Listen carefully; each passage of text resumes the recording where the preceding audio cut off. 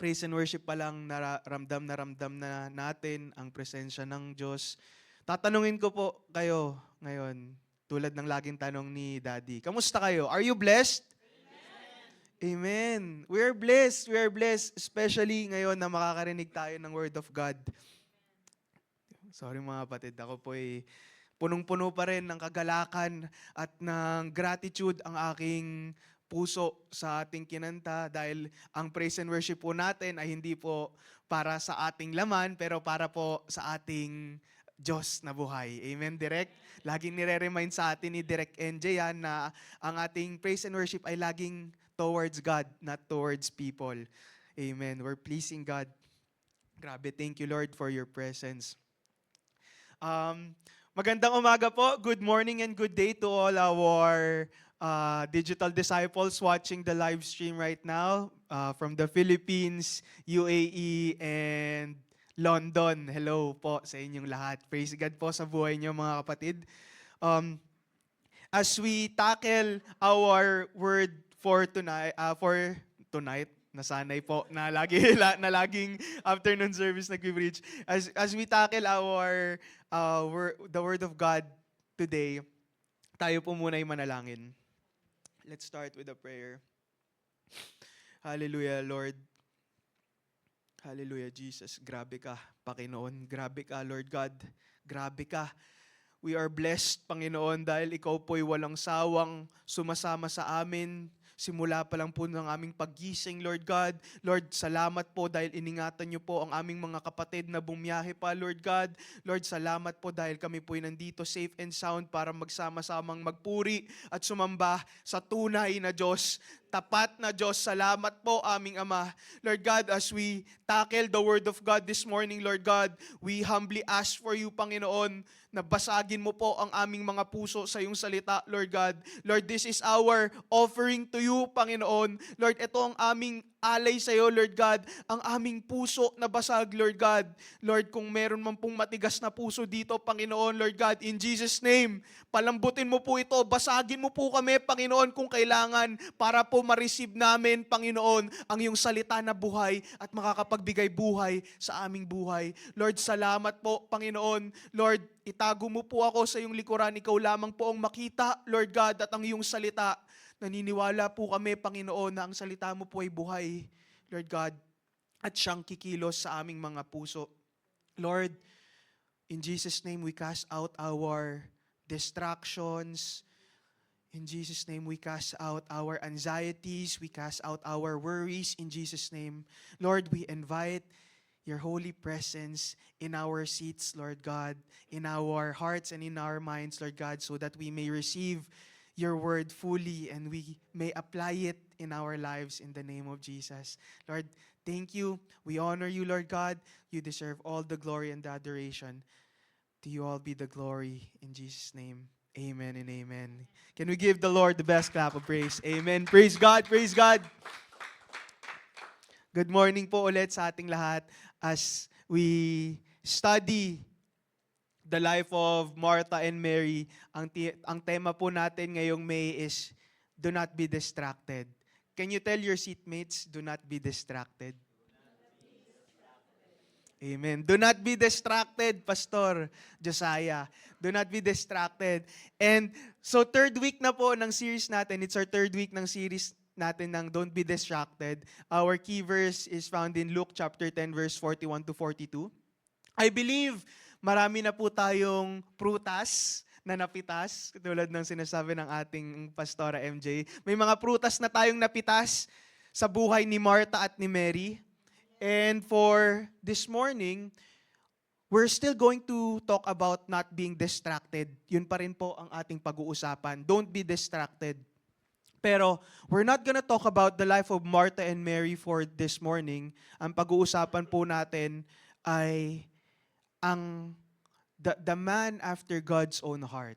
Quiz time. Sino po yun, mga kapatid? David. Favorite Bible character ni Pastora Ana. So we're gonna talk about David. We're gonna talk about David. And para po sa mga note takers natin dyan, ang title po ng ating message for this morning is Wrong Place in the Wrong Time.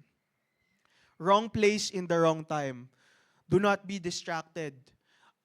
At ang babasahin po nating scripture ngayong umaga ay makikita natin sa 2 Samuel chapter 11 and 12. So we're gonna talk about 2 chapters this morning. Basahin po natin ang verse 1. Magsimula po tayo sa verse 1. 2 Samuel chapter 11 verse 1. Sinabi po, "It happened in the spring of the year." Very timely, mga kapatid, no? Very timely ang revelation sa atin ng Lord. It's spring now, right, Uncle Kyle? Or is it still winter, guys? Seems like winter, but it's supposed to be spring. Springer. Springter. Amen. So, let's read the scripture for this morning. 2 Samuel chapter 11 verse 1. Can we please read this together? 1, 2, 3, read. "It happened in the spring of the year, at the time when kings go out to battle, that David sent Joab and his servants with him, and all Israel.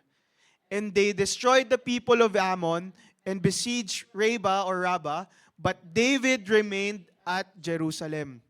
So, in 2 Samuel chapter 11 verse 1, ang season daw po dito na sa time ni David, season of spring and a season of war.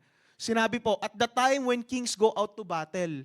So, ang expectation kay Haring David po dito ay dapat nasa battle siya or nasa gera. So, basahin po natin sa Tagalog. 2 Samuel 11:1, kahit ako na lang po. "Nang sumapit ang tagsibol," sumibol na po bang yung mga pinaplant gardening dyan? "Nang sumapit," amen. "Nang sumapit ang tagsibol, panahon na karaniwang nakikipagdigma ang mga hari. Pinalabas ni David ang buong hukbo ng Israel sa pangunguna ni Joab at ng iba pang mga pinuno. Pinuksa nila ang mga Amonita at kinubkob ang Rabbah. Subalit si David ay nagpaiwan sa Jerusalem." Amen. So, this morning po, we're gonna talk about distraction pa rin. Pero kukunin po natin ang lesson sa buhay po ni David. Makikita po natin dito, sa chapter 11 po, dapat nasa gera daw ang mga hari. And David, hari na po siya this time. King David was a king. And what is expected of him is to be in war. Dapat nasa gera, kalaban ng mga Amonita.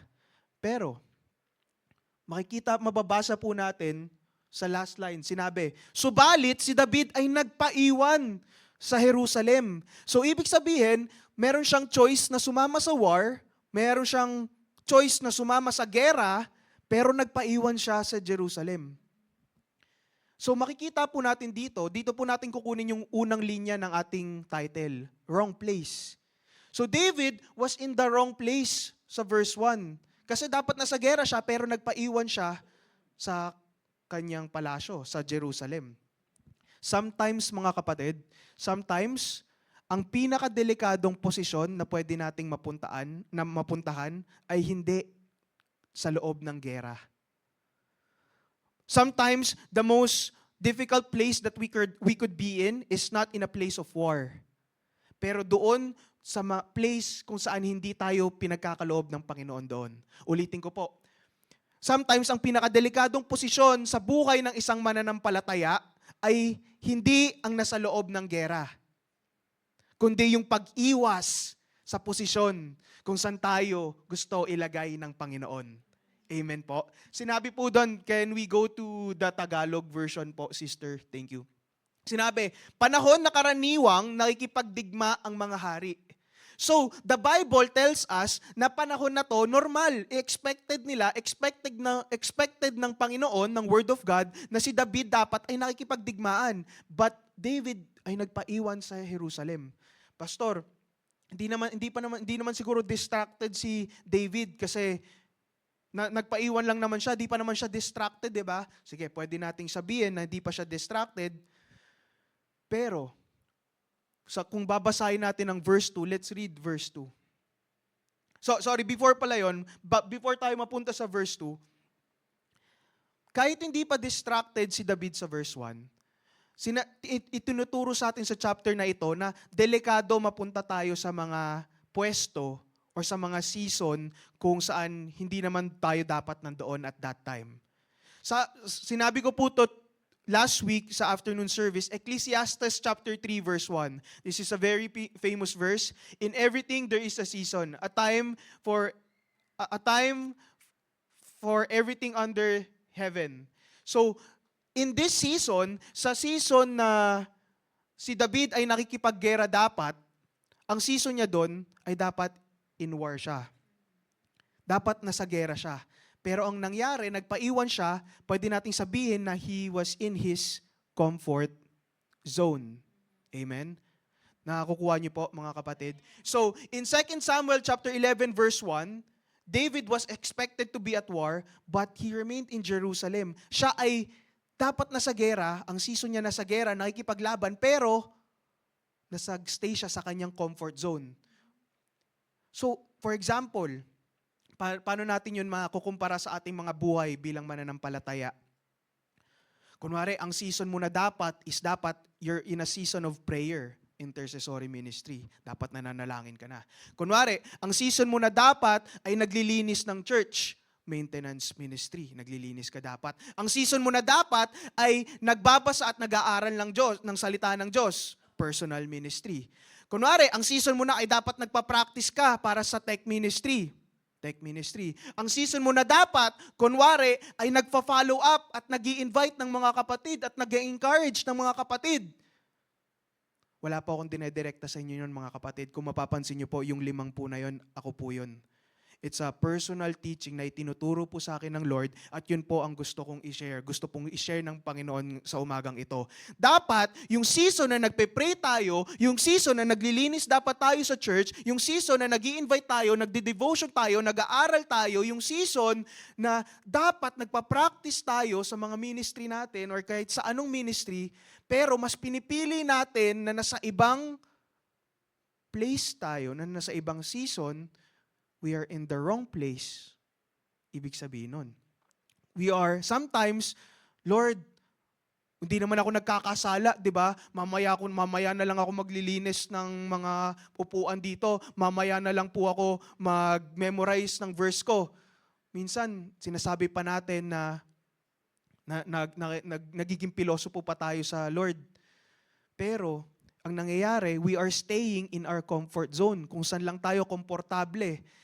Yes, pwedeng hindi pa tayo distracted at that time, pero mabilis ang mga pangyayari sa buhay. Mas mabilis pa sa mga pangyayari sa ang probinsyano. Meron pa po ba noon ang probinsyano? Tapos na po? Wala na, tapos na pala. Mabilis ang pangyayari sa buhay, lalo na po sa ating mga Kristiyano. Mabilis ang mga pangyayari. Things escalate quickly. So in verse 1, makikita po natin that David was in the wrong place. Let's read verse 2. Then it happened. Ang bilis. Then it happened. One evening that David arose from his bed and walked on the roof of the king's house. And from the roof, he saw a woman bathing. And the woman was very beautiful to behold. Are my men listening here? Say amen. Men of the church, are you listening? Say amen. Tignan nyo nga po ang inyong mga asawa. Sabihin nyo po, very beautiful to behold. Amen. So, nakita ni Haring David sa verse 2, nakakita siya ng may naliligo. David was in the wrong place in verse 1, and in verse 2, it escalated quickly, Tita Julie. In verse 2, he got distracted. Because he saw something very beautiful to behold, like your spouses, your husbands, your wives, very beautiful to behold. Amen. You are fearfully and wonderfully made, sabi ni Sister Micah at ni Brother Marvs. Amen. Very beautiful to behold. Napansin nyo, in just 2 verses, things escalated quickly. Verse 1, David was in the wrong place lang. But in verse 2, David was in the wrong place in the wrong time. Kasi pwede namang paglabas niya doon, walang naliligo. Pero ang nakita niya doon, may babae, maganda pa.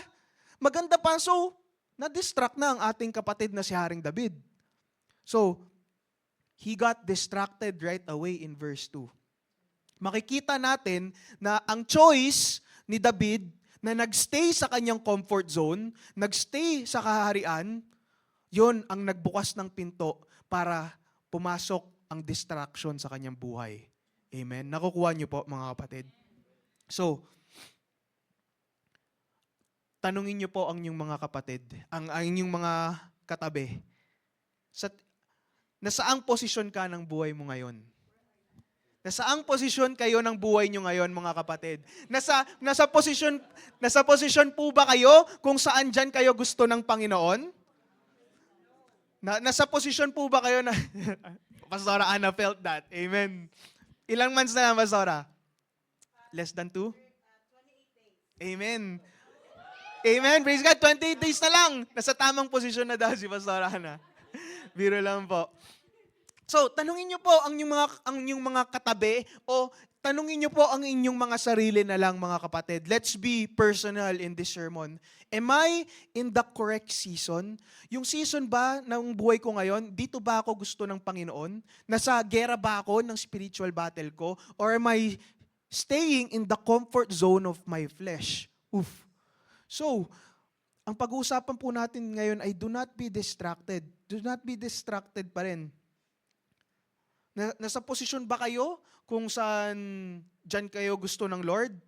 Meron pong nakita niyo po na ako, kung di niyo po napansin, si Mami Sheila po ay nag-iba ng posisyon bigla. At ako po ay natutuwa, nagagalak sa Lord at nakita ulit ang aking Mami Sheilang tumutugtog. It's a blessing po sa ating lahat yon. So, nasa posisyon ba kayo kung saan sinasabi ng Lord na dyan kayo? Or umiiwas kayo sa pinapagawa ng Lord sa inyong buhay? Or umiiwas ako sa pinapagawa ng Lord sa aking buhay? This is a very personal message, mga kapatid. And I pray na buksan po natin ang ating mga puso sa gustong iparinig sa atin ng Panginoon ngayong umaga. Kasi dapat po hindi tayo ma-distract. Ngayon, dapat isipin muna natin na mabuti. Nasa tamang posisyon ba tayo? Nasa tamang posisyon ba ako? Kung hindi, sige, bibigyan ko kayo ng oras, mag-change seats, class. Maglipat-lipat kayo ng upuan kung sa tingin nyo, wala kayo sa tamang posisyon. Kasi ganun ng Lord, binibigyan niya tayo ng chance. We'll talk about that later. Amen, praise God.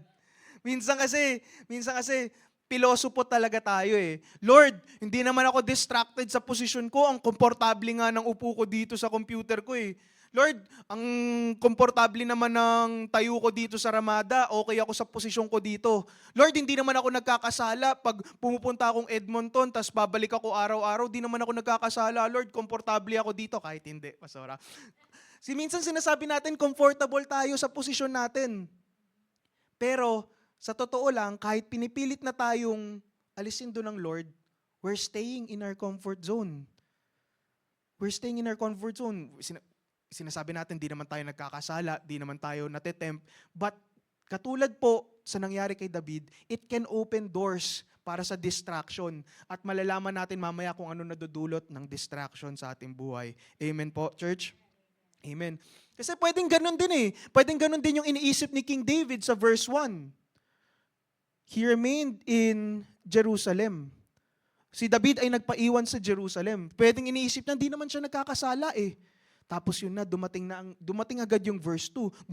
Dumating agad yung pagsubok ng buhay. Tinesting agad ang pananampalataya ni Haring David. Amen? Minsan, kilala natin si Haring David, right? So, he was a shepherd boy, courageous, inutusan ng kanyang ama para pumunta sa gera, yung kay Goliath. Magde-deliver lang dapat si David doon, pero nabastusan siya kay Goliath. So sabi niya, siya na lang yung makikipag-fight kay Goliath. And he won because God is with David. Na alam natin na si David ay anointed ng Prophet Samuel na magiging hari ng Israel. Alam natin na kasama ni David ang Lord. Tas si David, hinabol siya 15 years, tama ba, Pastora? Pinabol siya ng multiple years ni King Saul, hinant down siya, pero God delivered him kay King Saul. So masasabi natin na God is with David. Pero David still got distracted as per verse 2. So hindi excuse na matagal na tayong mananampalataya dito sa church, hindi excuse na matagal na tayo nakakarinig ng salita ng Diyos. It's not an excuse that we are here attending service. It's not an excuse that we listen to the preachings of the pastors online. It's not an excuse because even King David wasn't disqualified in being distracted.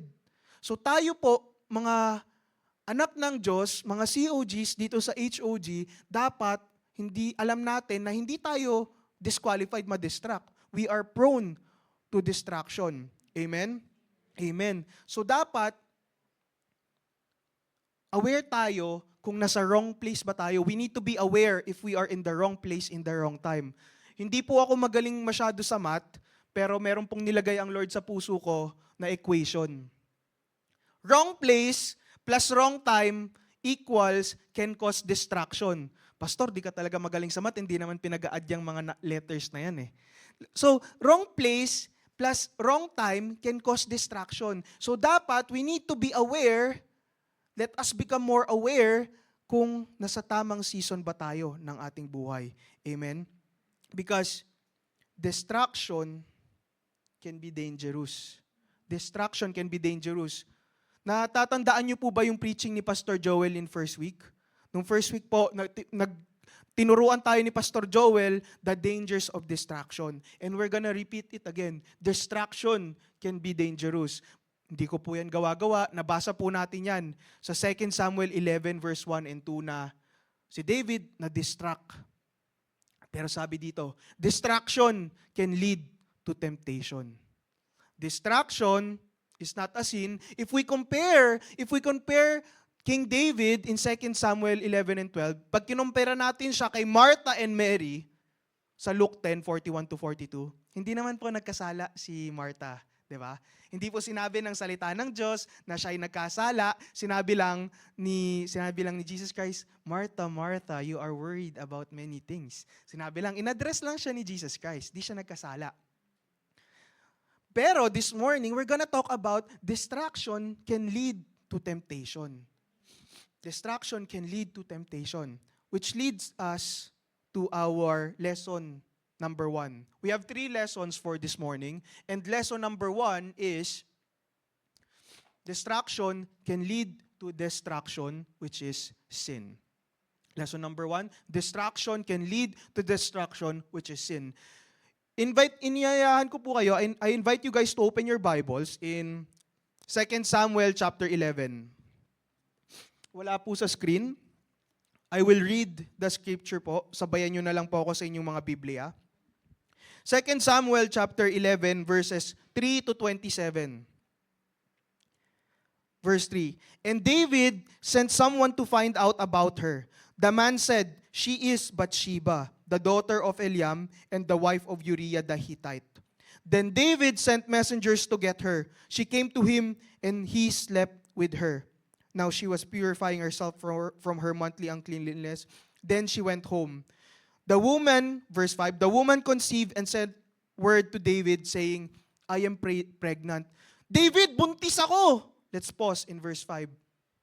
So, in verses 1 and 2, ang sinabi po ng salita ng Diyos, si David ay nasa maling pwesto. David was in the wrong place.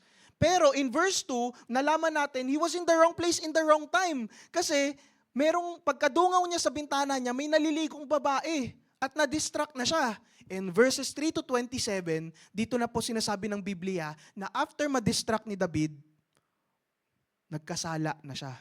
Nagkasala na si David. Sabi niya sa verse 3 to 5, inutusan niya ang kanyang mga kawal. Puntahan niyo nga yung babae na yun, dalhin niyo sa akin. So dinala sa hari si Bathsheba at they slept together. Yung babae na yon, asawa, may asawa na. So nagkasala na si David at nabuntis niya pa. Nabuntis ni David yung asawa ng iba. That's in verse 5. Babasahin po natin. Let's read verse 6. So David sent this word to Joab, send me Uriah the Hittite, and Joab sent him to David. When Uriah came to him, David asked him how Joab was, how the soldiers were, and how the war was going. So, in-summarize po natin, I encourage you guys po, basahin niyo po yung mga Biblia. Pero in verses 6 hanggang 25, ang nangyari po, to summarize the event, di ba nabuntis na po ni Haring David si Bathsheba. Nabuntis niya yung babaeng nakita niyang naliligo. Tapos nalaman niya na may asawa. May asawa. Soldier niya yung asawa. Ang ginawa niya, di ba, may gera po na nangyari nung time na yon. So pinatawag niya, inano niya, retreat. Kumbaga, nasa site B siya, Kiko, pinapunta sa site A, ni-retreat yung soldier niya. Tapos, inutusan, pumunta ka, umuwi ka sa bahay mo. Para ang plano ni David, magtabi silang mag-asawa. Pero itong soldier na to si Joab, ayaw niya umuwi kasi nasa kalagitnaan pa sila ng gera eh. Yung mga tropa niya nakikipaglaban, nakikipag-war, pero siya uuwi, kakain, iinom, tapos tatabi sa kanyang asawa. Ang unfair naman, 'di ba? Pero si Joab, sabi niya, dito lang ako, Haring David. Hindi pa rin. So hindi umuwi, hindi nakinig kay David. Ang nangyari naman, tinry lasingin ni David. Sabi ni David, tara, inuman tayo. Sabi ni David, they ate and they drank wine at nilasing niya si Joab. Joab got drunk, pero hindi pa rin umuwi sa kanyang asawa. Doon lang natulog kasama yung mga tropa niya doon sa gera. So, sabi ni David, hindi pwede itong mga mabibisto ako. So, nagigets niyo po mga kapatid, ang nangyayari po sa 2 Samuel 11, nagkasala po si David pero tinatry niyang i-cover up. Nabuntis niya ang asawa ng iba, pero ang ginagawa niya, pinapauwi niya yung asawa na yon para hindi obvious na siya yung nakabuntis. So, ang nangyari, nilasing niya, hindi umuwi. Sabi niya dun sa isang sergeant niya, dalin mo si Joab, yung asawa, dalin mo si Joab dun sa gera, dun sa malalakas yung kalaban. Kumbaga, dalin dun kila Brother Mark, kila Brother Job, kasi yun, sure ball, talo yun kay Brother Job, tsaka kay Brother Mark. Ganon, sabi, dalin daw sa malalakas na kalaban para mapatay. Para mapatay yung asawa. Grabe, no? Parang ipapain, set up. So, syempre, hari si David, sumunod po yung kanyang mga kawal. So dinala yung asawa ng nabuntis niya, dinala sa gera kung saan maraming malalakas na tao at namatay. Long story short, namatay po yung asawa ng nabuntis ni Haring David. Verse 27 po. In verse 27 of chapter 11, sabi po dito, and when her mourning was over, David sent and brought her to his house. And she became his wife and bore him a son. But the thing that David did had done displeased the Lord. Basahin po natin yung last line. But the thing that David had done displeased the Lord. So, na-displeased daw ni Haring David ang Panginoon. Let's recap po sa mga napag-usapan po natin. Let's take a recap. So, in verse 1, David, we understood that David was in the wrong place. In verse 2, he was in the wrong place in the wrong time. And then verses 3 up to 27, because David got distracted for being in the wrong place in the wrong time, he fell into temptation. He fell into temptation and he fell into sin. Nagkasala po si David at sinabi sa Bible na, but the thing that David had done displeased the Lord. That brings us to our second lesson for this morning. Lesson number 1 is distraction can lead to destruction, which is sin. Lesson number 2 is, don't let distractions displease the Lord. So tayo po'y nag-aaral ng salita ng Diyos dito, tayo po'y pinag-aaralan natin ang mga buhay ng mga anak ng Diyos sa Biblia para po matuto tayo kung ano ang mga dapat at hindi dapat nating gawin sa buhay. Amen? Amen. Praise God. So, don't take distraction lightly, mga kapatid. Don't take distraction lightly. Hindi porket nasa comfort zone ka lang, ay safe ka na. Hindi dahil comfort zone yun, safe ka dun. Minsan, sa comfort zone natin, dun tayo inaatake lalo ng kalaban. Nagdadala yan. Kung hindi man naliligong babae ang dadalhin yan, baka lechon na nakaka-high blood, na napakalutong ang balat na isasawsaw sa sukang may sili, na may bawang. Praise God. Nag-request pa si Pastora. Sige po. Ask and you will receive. Sabi nga ng Bible. Amen, mga kapatid. So, don't take distraction lightly. Hindi dahil nasa comfort zone tayo, mag-stay lang tayo doon. Obvious na obvious naman sa atin na may pinapagawa sa atin ng Lord. You know, laging sinasabi to ni Pastor Joel sa atin. We are so blessed sa isang kapatid dito sa church. We are so blessed. Kasi lalapit siya kay Pastor Joel, tapos isi-share niya, Pastor, ito po ang pinapagawa sa akin ng Panginoon, kaya gagawin ko po ito. Nare-remember niyo yung laging testimony ni Pastor Joel na yon? Sana lahat ng anak ng Diyos ganun no? Well, hindi naman tayo pare-parehas and we're still a work in progress, pero nakaka-encourage, di ba? Nakaka-encourage na, Pastor, ito po ang pinapagawa sa akin ng Panginoon, gagawin ko po ito. Sabi ba ni Pastor, di ba? Laging kinikwento ni Pastor Joel. So, pag may discernment sa atin ang Holy Spirit, pag may pinapagawa sa atin ang Holy Spirit, it's best for us to obey. Amen? Sundin natin ang pinapagawa ng banal na Espiritu. Kasi kung ang banal na Espiritu, kung ayon yun sa will ng Panginoon, mapapaganda ang ating buhay. Amen? Sino dito may gusto ng magandang buhay? Amen. Lahat po tayo gusto natin ng magandang buhay. So dapat, yung distractions natin, yung distractions ko, I won't let it displease the Lord. Yung mga distraction ko sa buhay, I must not let it displease the Lord. Kaya dapat aware tayo. Amen po. Three lessons lang po tayo ngayong umaga. Tapos na po tayo sa lesson 1 and lesson 2. Three sermons ko na po itong sinasabi, inuulit, na isa sa mga pinaka-thankful ako sa Lord is, ina-address niya ang kanyang mga tao. God addresses His people. So, nung pinako si Jesus Christ, tapos yung mga disciples niya nagda-doubt kay Jesus Christ, in-address niya ang kanyang mga disipulo. Si Martha po, in-address niya sa Luke chapter 10. In-address niya, Martha, Martha, you are worried about many things, but there is only one important thing, and Mary chose that one. So Jesus addresses His people. God addresses His people. And lesson number 3, makikita natin na God still addresses His people even way back in the Old Testament. He addresses His people. Kasi in chapter 12, so tapos na tayo sa chapter 11, chapter 12, mababasa, pag-aaralan po natin dito na God addressed David. Amen? God addressed David. So ang lesson number 3 po natin for this morning, for our note takers there, recover from distraction. Recover from distraction. Kasi lahat naman tayo dito, nadidistract paminsan-minsan. Lahat tayo dito nagkakasala. Kasi hindi tayo perpekto. We are not perfect. Meron tayong mga iniquities na nagagawa sa Diyos, pero nadidistract tayo, pero dapat magpaturo tayo sa Diyos. Amen? Dapat nagpapaturo tayo sa mga tinuturo niya sa atin. Pag nadidistract tayo, dapat alam natin kung paano tayo makaka-recover. Gamitin ko po sa gaming terms para maintindihan po ng mga youth. So for example, sinugod kayo sa site A, tapos biglang pumunta yung kalaban sa site B, dapat magre-recover kayo sa site B para di kayo matalo sa laro, di ba? So ganun din, pag nadidistract tayo sa laban ng spiritual na buhay natin, dapat natututo tayong mag-recover. Amen? Amen. Dapat matuto tayong mag-recover. And mababasa po natin yon sa chapter 12.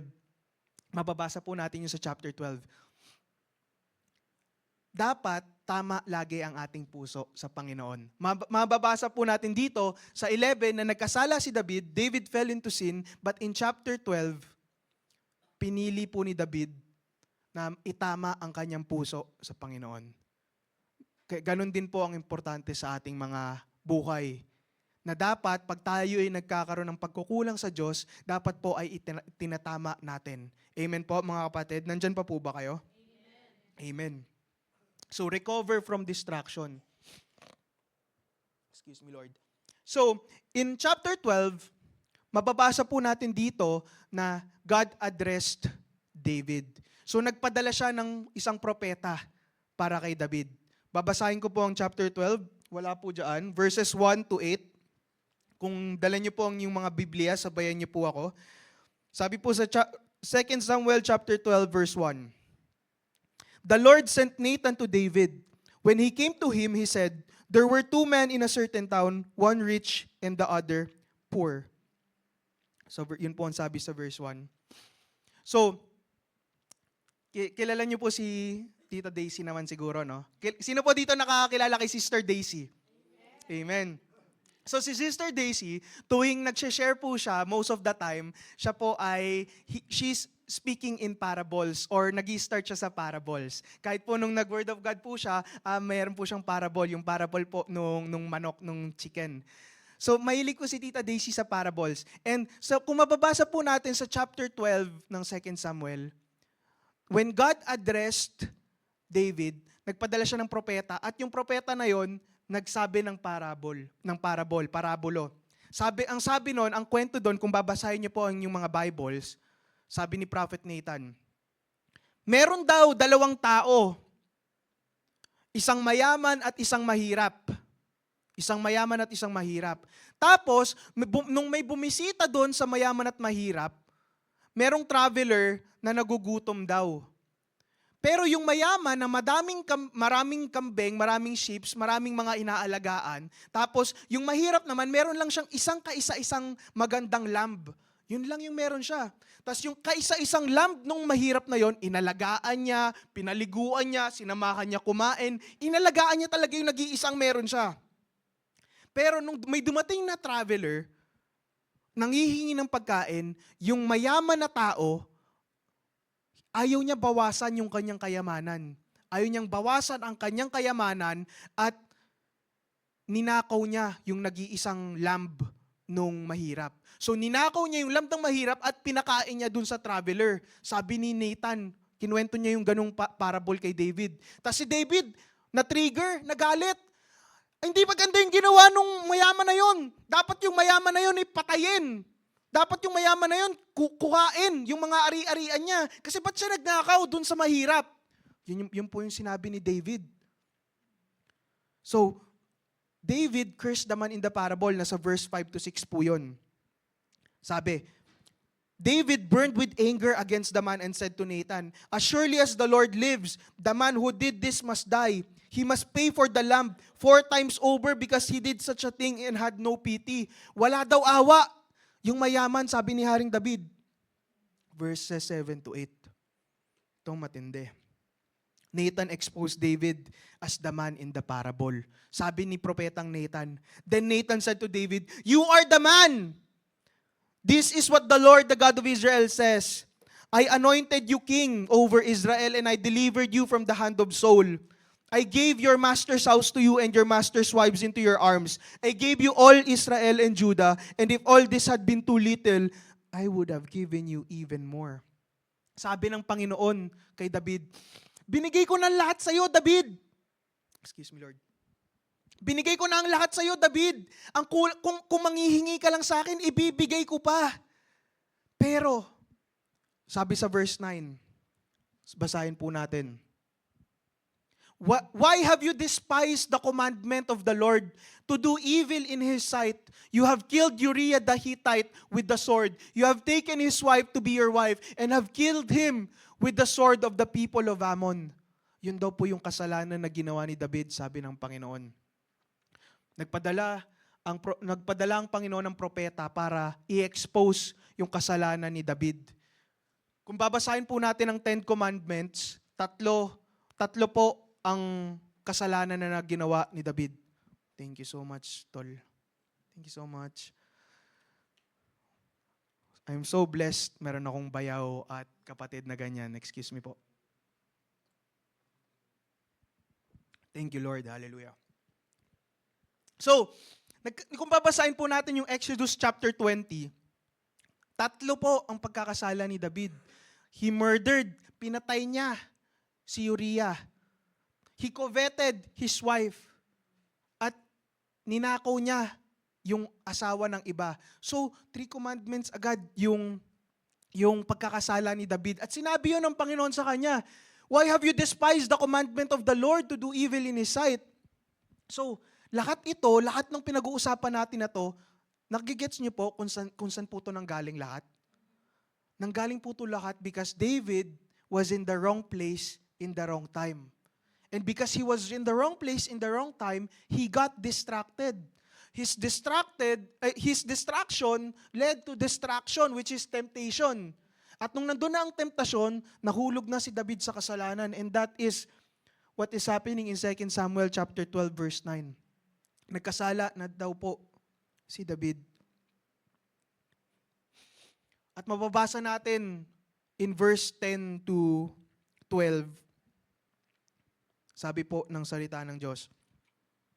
Now therefore, the sword will never depart from your house, because you despised me and took the wife of Uriah the Hittite to be your own. This is what the Lord says, out of your own household I am going to bring calamity on you. Before your very eyes I will take your wives and give them to one who is close to you, and he will sleep with you, your wives in broad daylight.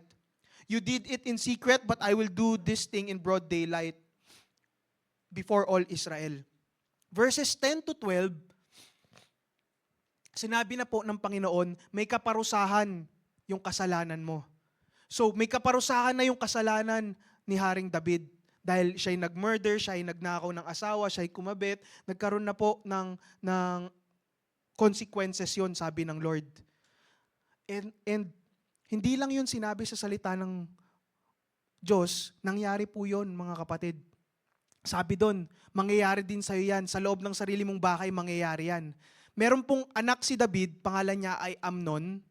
Si Amnon po ay meron siyang stepsister kay David. Meron siyang kapatid na lalaki kay David, tas yung lalaki na yon, meron siyang kapatid sa labas, si Tamar. So technically kapatid ni Amnon, kapatid ng anak ni David. So ang ginawa ng anak ni David, si Amnon, ni-rape niya si Tamar. Ni-rape niya. Yun yung nangyari.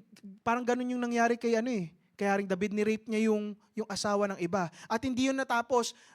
Ang nangyari po doon, pinatay ng isa pang anak ni David, yung Amnon. Meron siyang anak na pangalan Absalom. Makikita po natin yun sa 2 Samuel chapter 13. Si Absalom, kapatid siya ni Tamar, tas kapatid siya ni David. Medyo confusing po, pero kung invite ko po kayo, 2 Samuel chapter 13 nyo po yan mababasa. Tas si Absalom, nagalit siya kay Amnon, kasi nga ni-rape yung kapatid niya.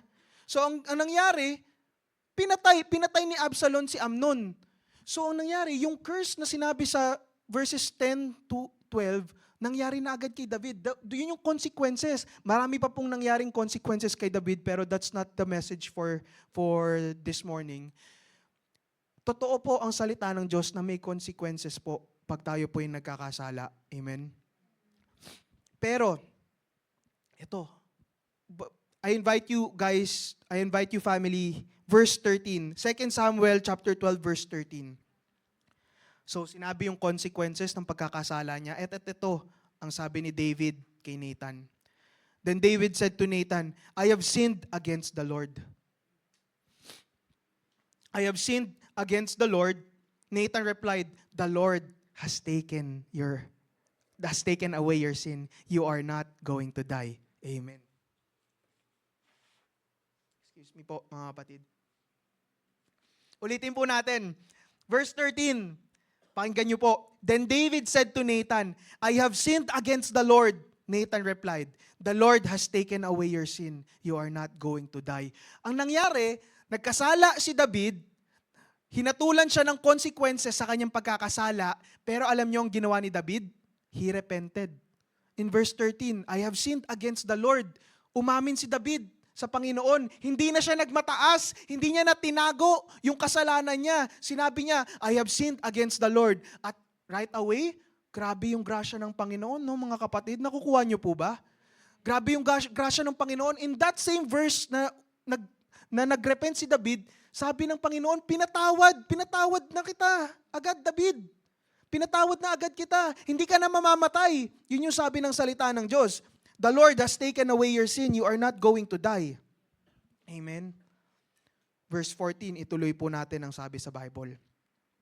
But because by doing this you have shown utter contempt for the Lord, the son born to you will die. After Nathan had gone home, the Lord struck the child that Uriah's wife had born to David, and he became ill. So in verses 14 to 19, makibabasa po natin sa salita ng Diyos, nagkaroon pa rin siya ng consequences. Yung pagkakasala ni David, kahit siya'y humingi ng tawad, at pinatawad na siya ng Lord, dumating pa rin yung consequences sa kanyang buhay. Mababasa po natin yun sa 14 to 19. But in verse 20, mamaya po natin, in verse 20, David worshiped in times of consequences. Amen. So, malapit na po tayo magtapos. Can I invite the worship team po na pumunta na po sa stage, please? Pag-uusapan po natin ang mga prinsipyo na mapapansin natin sa 2 Samuel chapter 12. So, let recap po tayo saglit. In 2 Samuel chapter 11 verse 1, David was in the wrong place.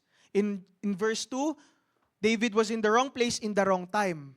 In verses 3 to 27, David got distracted and fell into sin, fell into temptation. And in 2 Samuel chapter 12, inaddress ng Panginoon ang kanyang pagkakasala. Inaddress na ng Panginoon. Nilatag ang consequences ng kanyang pagkakasala, pero si David ay hindi nagmataas.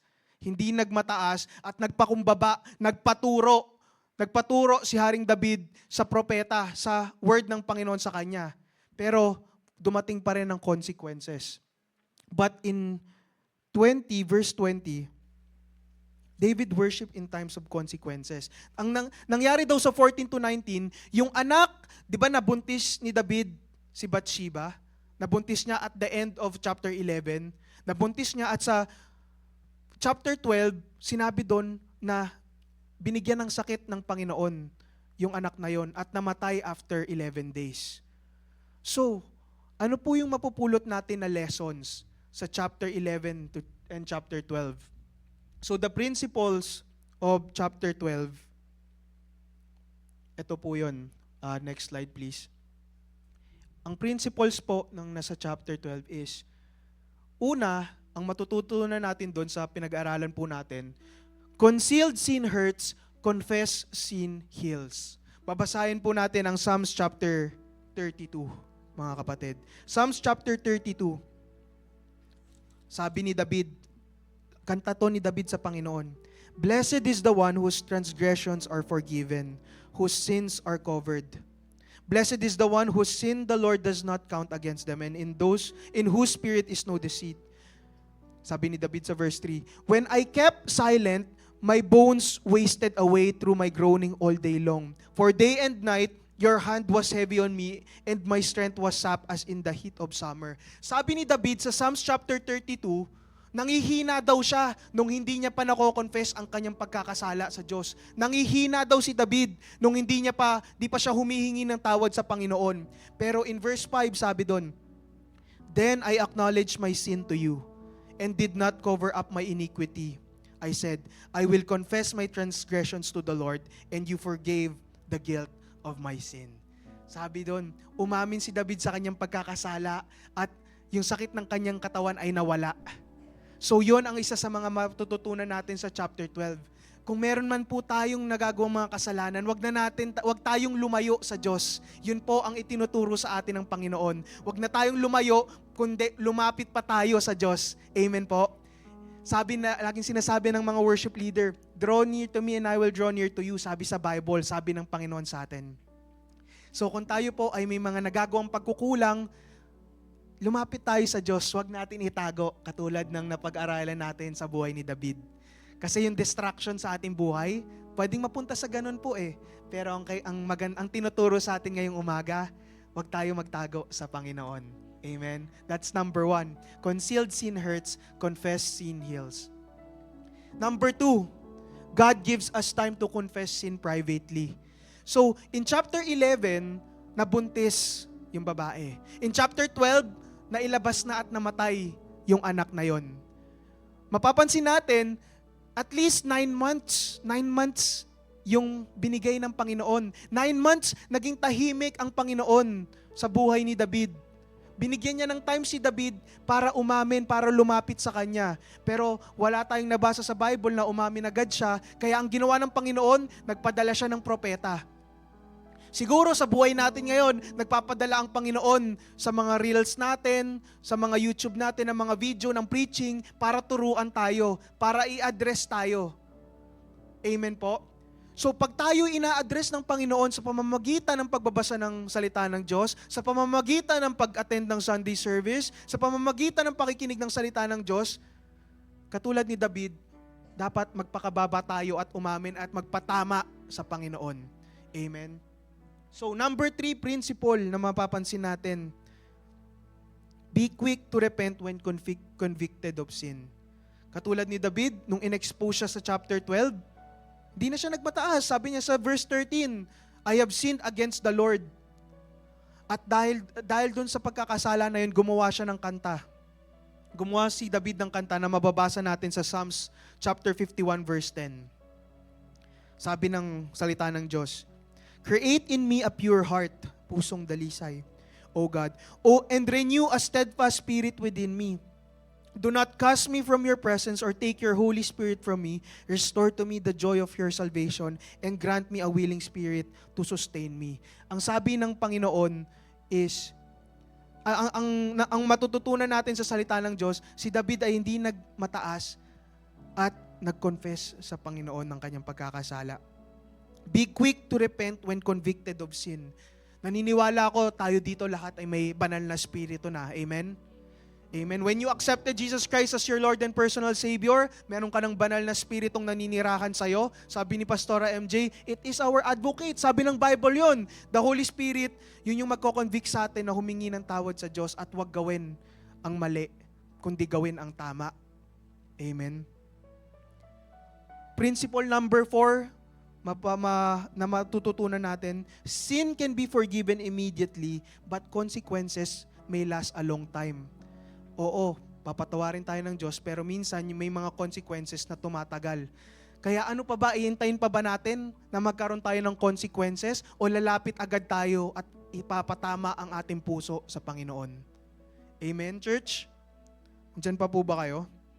Last principle na pwede nating matutunan sa buhay ni David.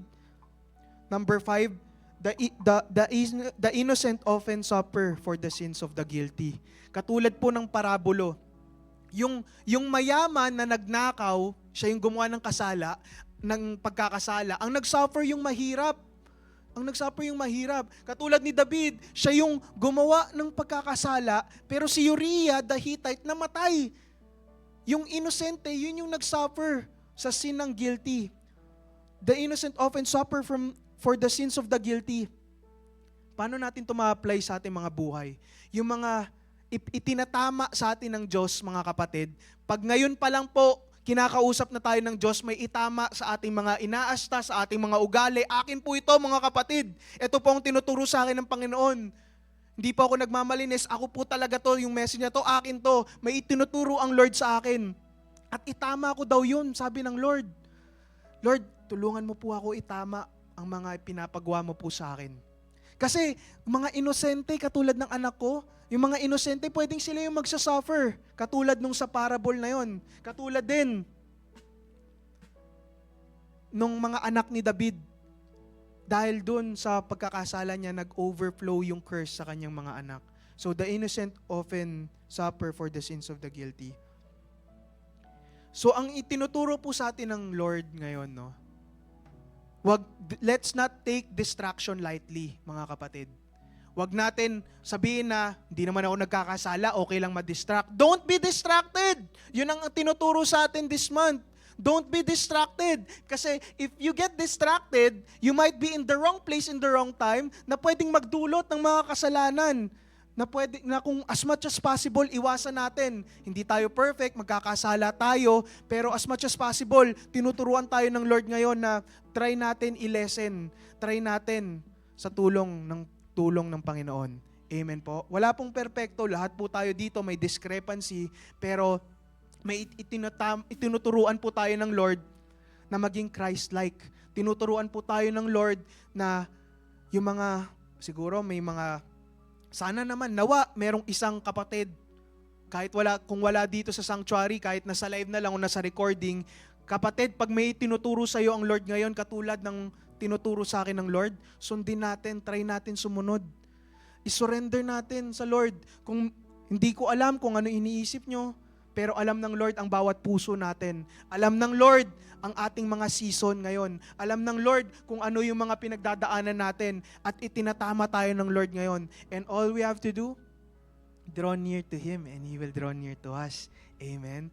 Hindi ko po kayo pinagalitan po ako ng Lord at gusto ko po i-share sa inyo yung testimony na itinuturo sa akin ng Lord. Amen. Dahil tayo po dito ay nagtutulungan at nagpapalakasan para sa ikakaluwalhati ng pangalan ng ating Panginoon. Amen. Amen. So, nawa, we still feel blessed. Amen. Are you blessed, mga kapatid? Amen. Ang salita ng Diyos, dapat ninanamnam natin yan. Tinuturo sa atin yan ng ating head pastor. Wag natin baliwalain ang salita ng Diyos. Ikakabuti yan ng ating mga buhay.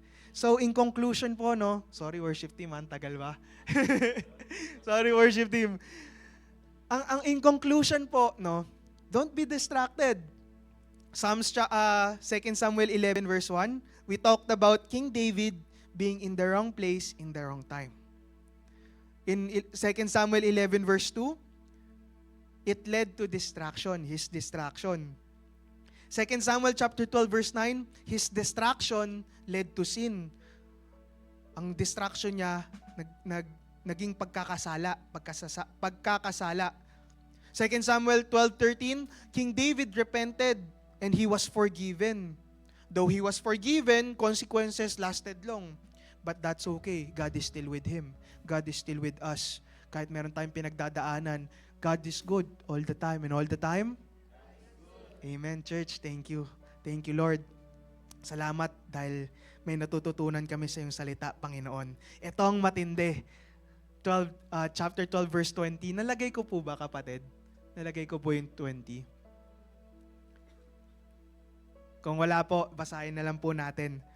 In verse 20 ng 2 Samuel, chapter 12, verse 20, the king's anger may flare up and he may ask you, why didn't you know? Chapter 12, verse 20, then David got up from the ground after he had washed, put on lotions, and changed his clothes. He went into the house of the Lord, H-O-G, and worship. So, nung meron ng consequences yung pagkakasala ni David, ang pinili niya pa rin gawin ay pumunta sa church, pumunta sa HOG, at mag-worship. Same din po sa atin. Kung meron po tayong mga pagkukulang sa Diyos, I praise God dahil nandito po kayo ngayon. Ibig sabihin po noon, pinili niyong mag-worship sa Panginoon. Amen? Like David. So pag tayo po'y dumadaan sa pagsubok ng buhay, wag natin kakalimutan. Always worship the Lord. Always worship the Lord for He is good kahit anong nangyayari sa ating buhay. Amen? So, patuloy po tayong magbago. Patuloy po tayong magpaturo sa Diyos because worship leads to breakthrough. Amen? So, tayo po, mga kapatid, tayo po'y magalak dahil tinutuwid po tayo ng Diyos. Amen? We are not condemning anyone. We are not condemning anyone here. We are here to love each other at magpalakasan at patuloy tayong magpapaturo sa Diyos. Wala pong perfect. Ang perfect lang po paglakat tayo na sa langit and I'm excited na makita kayo lahat doon at praise and worship na lang ang gagawin natin sa Lord. Pati po kayo, digital disciples. I love you.